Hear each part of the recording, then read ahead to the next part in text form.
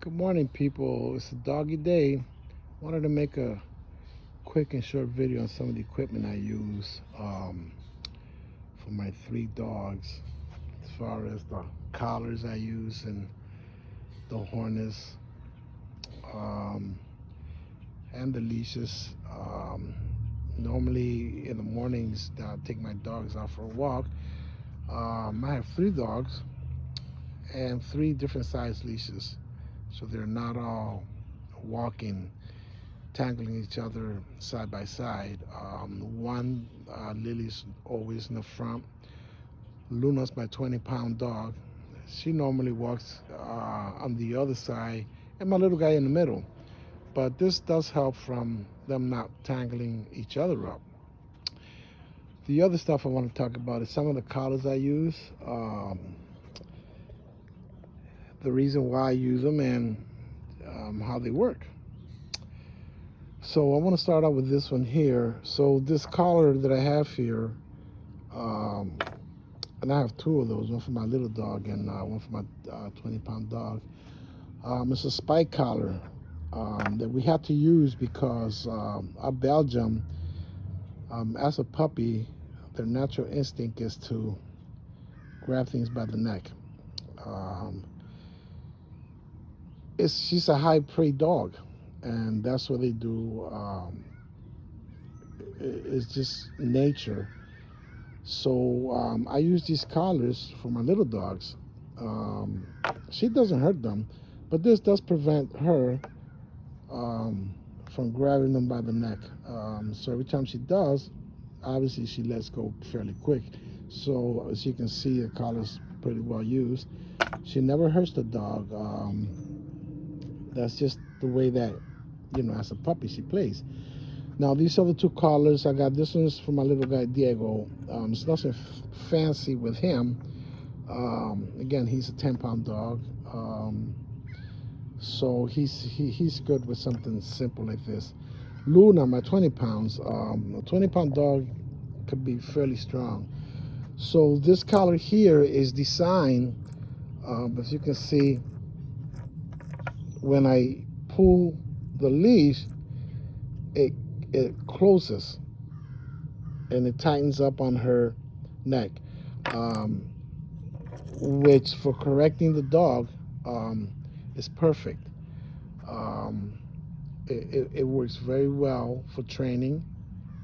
Um, the thing with this particular collar and some like them is you have to be careful when you buy them because their adjustments are not great.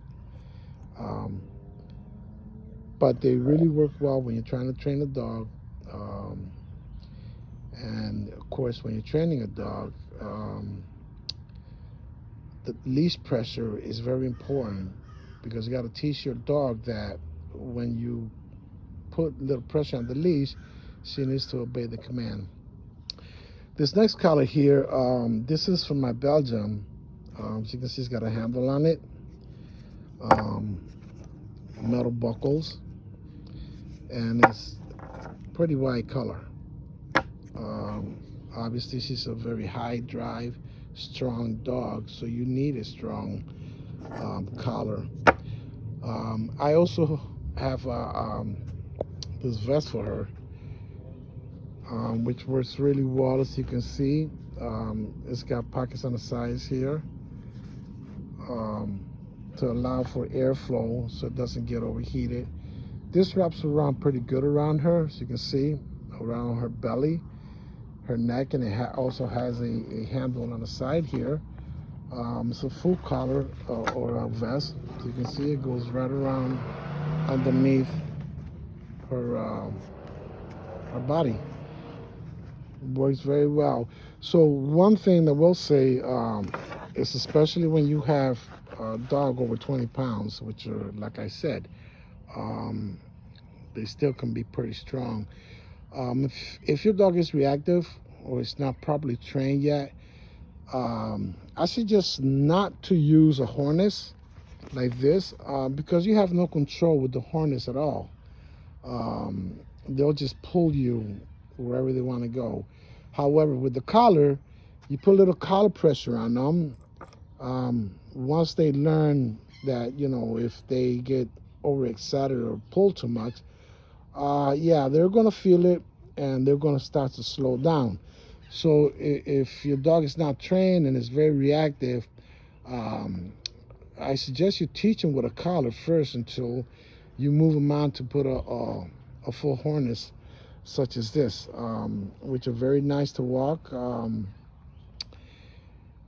it's a lot easier on the dog.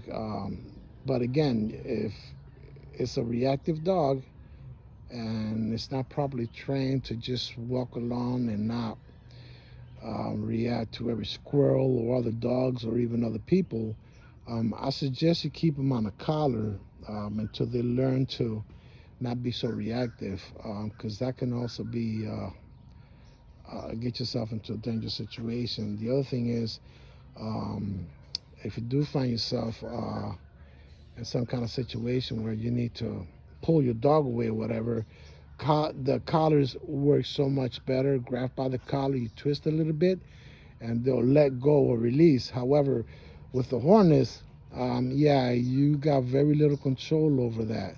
So, again, I'm talking from experience. I'm not a professional trainer by no means, but these are the items that I use for my dogs, and I have a lot of success with them. Now, as far as some of these items can be expensive if you go to the pet store. So shop around. There are good deals out there in some of the other stores. Some of the department stores have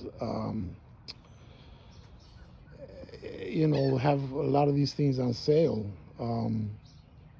because, like I said, the pet stores are very expensive. My wife had a lot of success at TJ Maxx for some reason. They have a lot of supplies, and they're reasonably priced, and sometimes you even get them on good sales.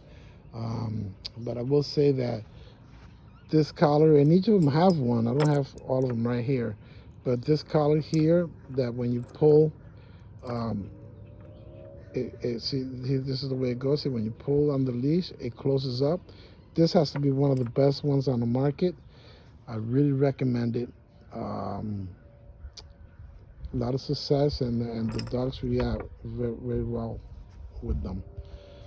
Again, walk and train your dogs. It's a doggy day. Have a blessed one, everybody.